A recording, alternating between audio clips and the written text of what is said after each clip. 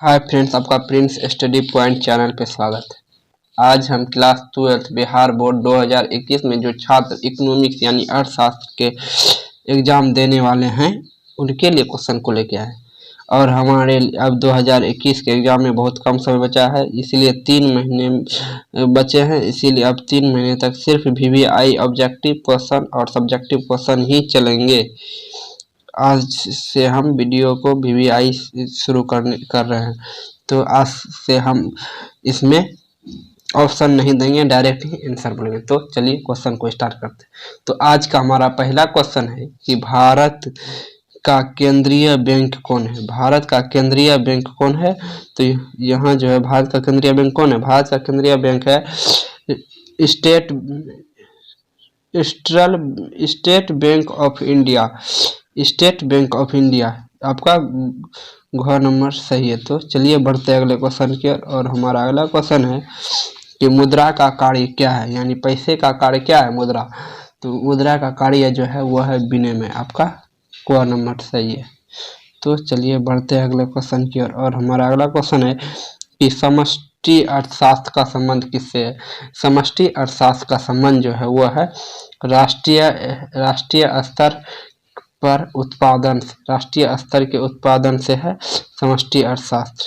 तो चलिए बढ़ते हैं अगले क्वेश्चन की ओर। और हमारा 4 नंबर क्वेश्चन है कि उत्पादन के निम्न में से कौन से साधन है? उत्पादन के निम्न में से कौन से साधन है? तो इसका जो है यह होगा इनमें से सभी।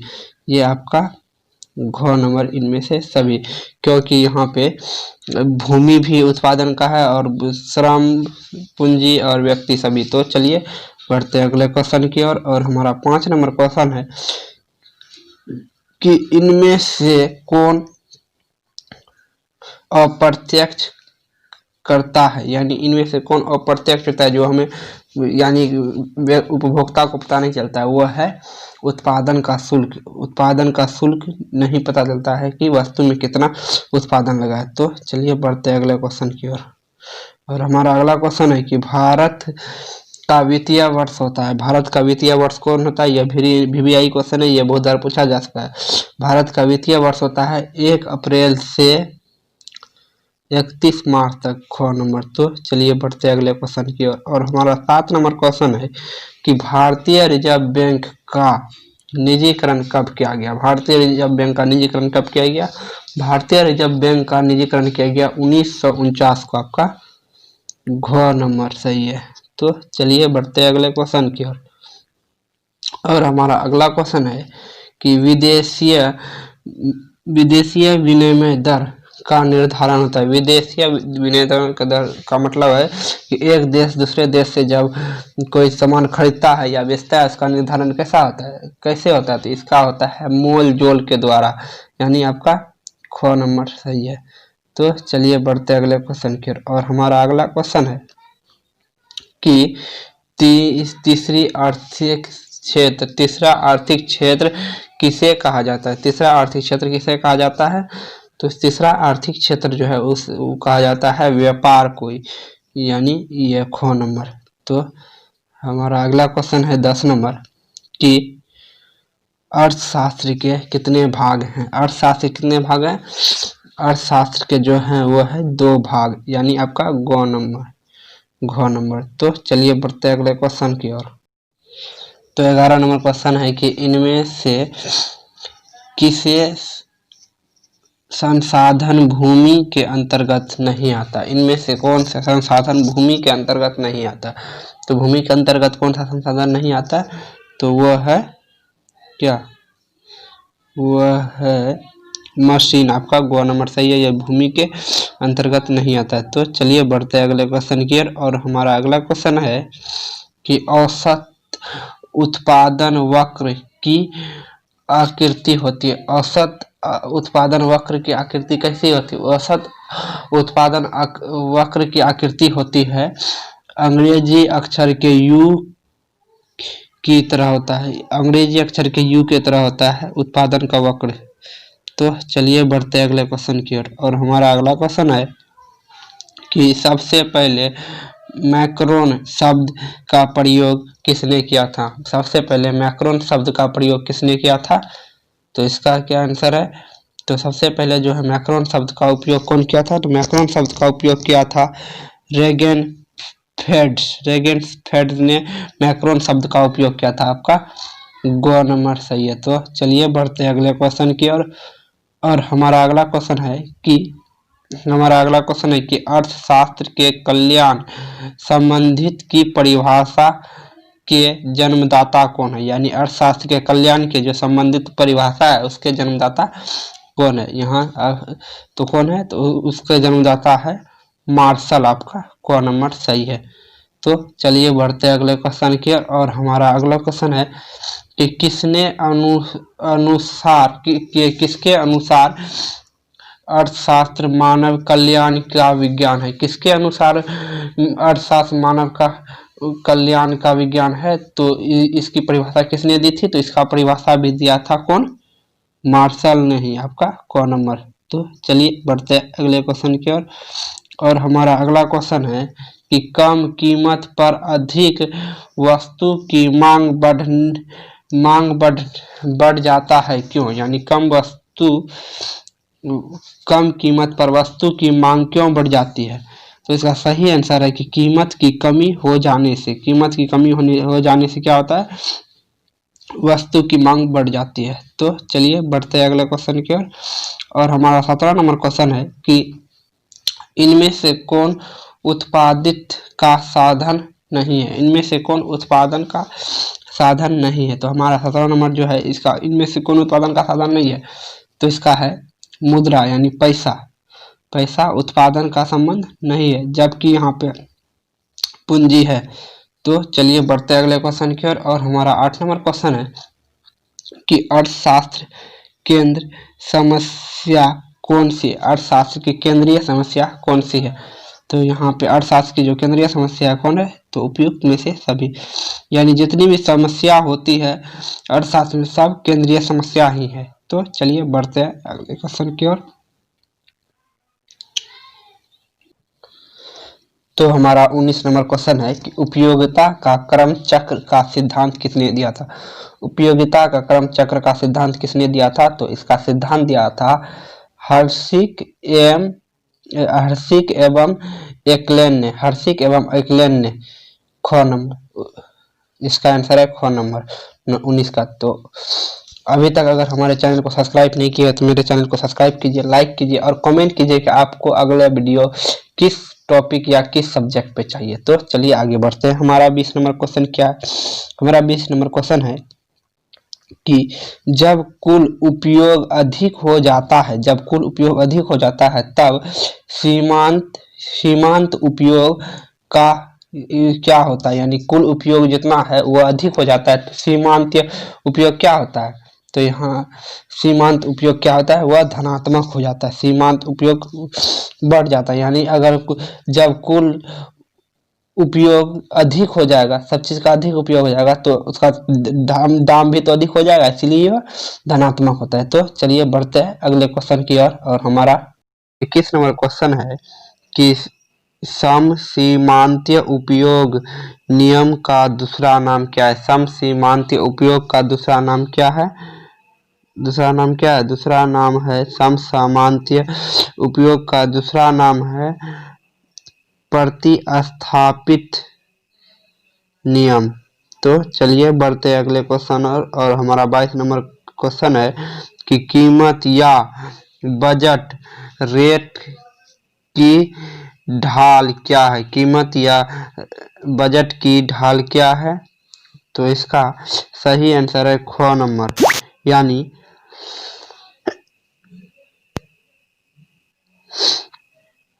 माइनस PY/PX, ख नंबर। तो चलिए बढ़ते हैं अगले क्वेश्चन की ओर। और हमारा 21 नंबर क्वेश्चन है कि दीर्घकाल उपयोग फलक का संबंध निम्न में से किससे है? दीर्घकाल उपयोग फलक संबंध निम्न में से किससे है? तो इसका सही आंसर है मांग की लोच से। तो चलिए बढ़ते हैं अगले क्वेश्चन की ओर। और हमारा 24 नंबर क्वेश्चन है कि बाजार मूल्य का संबंध किससे होता है? बाजार का मूल्य का संबंध किससे होता है?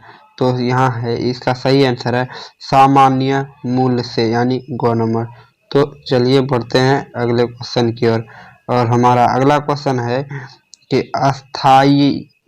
अस्थाई पूंजी का उपयोग क्या है? अस्थाई पूंजी का उपयोग क्या है? अस्थाई पूंजी का उपयोग क्या है? उपयुक्त में से सभी, यानी अस्थाई पूंजी का उपयोग आप किसी भी तरीके से कर सकते हो। तो चलिए बढ़ते अगले क्वेश्चन की ओर। और हमारा 26 नंबर क्वेश्चन है कि द्वितीय क्षेत्र की सेवा किससे सम्मिलित है? यानी द्वितीय क्षेत्र की सेवा में किसे सम्मिलित किया गया है? तो इसका सही आंसर है ग नंबर, बैंकिंग को।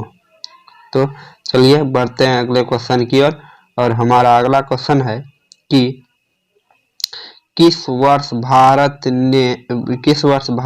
के 14 व्यावसायिक बैंक का राष्ट्रीयकरण किया गया? यानी भारत के 14 व्यावसायिक बैंक का राष्ट्रीयकरण किस वर्ष किया गया था? तो इसका सही आंसर है 1969 को, ग नंबर। तो चलिए बढ़ते हैं अगले क्वेश्चन की ओर। और हमारा 28 नंबर क्वेश्चन है कि निम्न में से कौन अप्रत्यक्ष कारण है? यानी अप्रत्यक्ष का कारण क्या है निम्न में से? तो सही इसका सही है कि इसका है उपहार, यानी किसी को उपहार देते हैं तो वह निम्न प्रकार के अप्रत्यक्ष कारक है। तो अगला क्वेश्चन हमारा है निम्न में से कौन प्राकृतिक घटना का सही मानक है? यानी निम्न में से कौन प्राकृतिक घाटे का सही मानक क्या है? प्राकृतिक घाटे का सही मानक क्या है? तो इसका आंसर है पूंजीगत और रोजकोट, यानी पूंजीगत और राजकोट प्राकृतिक घाटा का स्तर है। तो चलिए बढ़ते अगले क्वेश्चन की ओर। और हमारा 30 नंबर क्वेश्चन है कि भुगतान सेवा यानी भुगतान से शोषण यानी भुगतान शेषन की परिभाषा किसने दी? यानी भुगतान और शेष की परिभाषा किसने दी? भुगतान और शेष की परिभाषा किसने दी? तो इसका परिभाषा दिया था कौटिल्य ने, ग नंबर। तो चलिए बढ़ते हैं अगले क्वेश्चन। हमारा 31 नंबर क्वेश्चन है कि एनपीसी का मान क्या होता है? एनपीसी का मान क्या होता है? तो एनपीसी का मान होता है 0 से अधिक किंतु 1 से कम। एनपीसी अगर पूछा जाए तो यही होगा। तो चलिए बढ़ते अगले क्वेश्चन की ओर। और हमारा अगला क्वेश्चन है कि भारत में बैंकिंग क्षेत्र सिद्धांत प्रारंभ कब किया गया? यानी प्रारंभ कब हुआ? भारत में बैंकिंग सिद्धांत प्रारंभ कब हुआ? तो यह है कब प्रारंभ हुआ? तो 1981 को। तो चलिए बढ़ते हैं अगले क्वेश्चन की ओर। और हमारा अगला क्वेश्चन है कि पूर्ण योग्यता में डैश लाभ की प्राप्ति होती है? पूर्ण योग्यता में प्रतियोगिता में डैश की लाभ की पूर्ति होती है? क्या कौन सी लाभ की पूर्ति होती है? तो इसका सही आंसर है सामान्य। तो चलिए बढ़ते हैं अगले क्वेश्चन की ओर। और हमारा अगला क्वेश्चन है कि 34 नंबर क्वेश्चन है कि कीमत किस बिंदु पर निर्धारित होती है? कीमत किस बिंदु पर निर्धारित होती है? तो इसका सही आंसर है ग नंबर। मांग और पूर्ति बराबर जहां होता है वहां कीमत का निर्धारण होता है। तो चलिए बढ़ते हैं अगले क्वेश्चन की ओर। और हमारा 35 नंबर क्वेश्चन है कि फॉर्म के संतुलन का शर्त क्या है? फॉर्म का संतुलन का शर्त क्या है? तो फॉर्म का संतुलन का शर्त है MC बराबर MR, क नंबर। तो चलिए बढ़ते हैं अगले क्वेश्चन की ओर।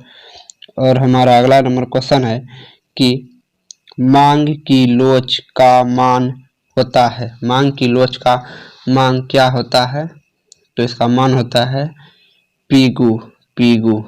तो चलिए बढ़ते हैं अगले क्वेश्चन की ओर। और हमारा अगला क्वेश्चन है कि उपयोगिता का गणना वाचक सिद्धांत किसने दिया था? तो इसका सही आंसर है पीगू ने, ख नंबर। तो चलिए बढ़ते हैं अगले क्वेश्चन की ओर। और हमारा अगला क्वेश्चन है कि रोजगार सिद्धांत का संबंध किससे है? रोजगार सिद्धांत का संबंध किससे है? तो इसका सही आंसर है समष्टि अर्थशास्त्र से, क नंबर। तो चलिए बढ़ते हैं अगले क्वेश्चन की ओर।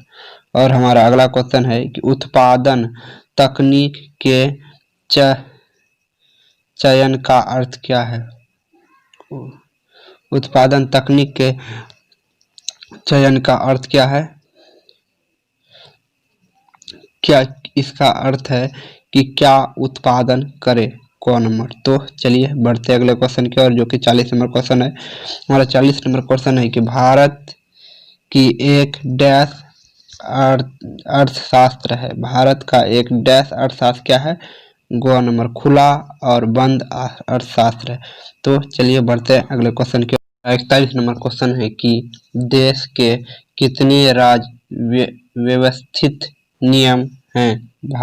देश में कितने राज्य व्यवस्थित नियम है? तो कितने हैं?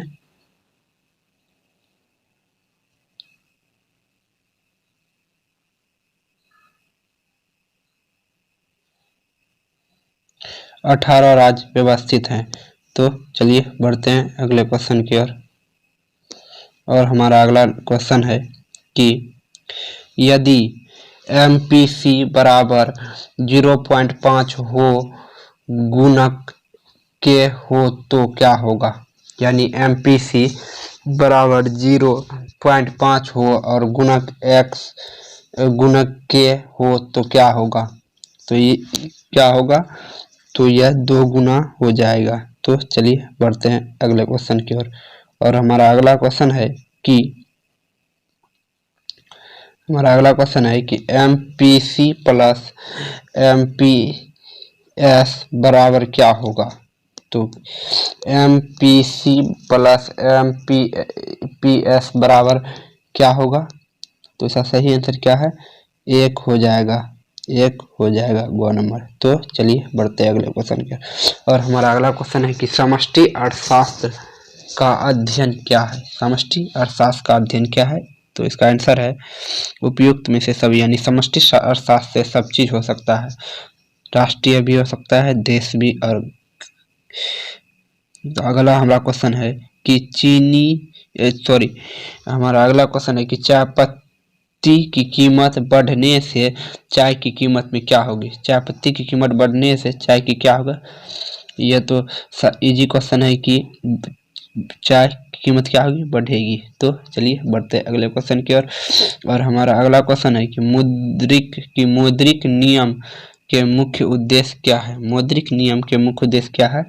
तो मौद्रिक नियम के मुख्य उद्देश्य है ख नंबर, आर्थिक विकास की वृद्धि। तो चलिए बढ़ते हैं अगले क्वेश्चन की ओर। और हमारा अगला क्वेश्चन है कि आय की वृद्धि में कौन सा मुख्य वक्र है? आय की वृद्धि में मुख्य कौन सा वक्र है? तो इसका सही आंसर है क नंबर, क्या? वृद्धि और से खिसक जाएगी, बाईं ओर से खिसक जाएगी। तो चलिए बढ़ते हैं अगले क्वेश्चन की ओर। और हमारा अगला क्वेश्चन है कि भौतिक संतुलन के लिए वस्तु की है। भौतिक संतुलन के लिए वस्तु की क्या है?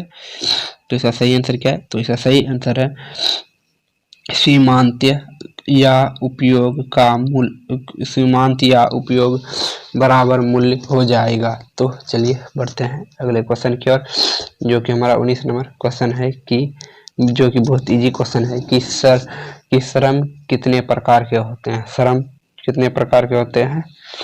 श्रम 2 प्रकार के, श्रम 3 प्रकार के होते हैं। तो चलिए बढ़ते हैं अगले क्वेश्चन की, जो हमारा आज का लास्ट क्वेश्चन है कि पेट्रोल की कीमत में वृद्धि होने से गाड़ी की कीमत क्या होगी? तो गाड़ी की कीमत घट जाएगी, क नंबर। तो मिलते हैं अगले वीडियो में, तब तक के लिए थैंक यू। और हमारे चैनल को सब्सक्राइब कीजिए, लाइक कीजिए और कमेंट कीजिए अगला आपको किस सब्जेक्ट पे चाहिए। तो मिलते हैं अगले वीडियो में।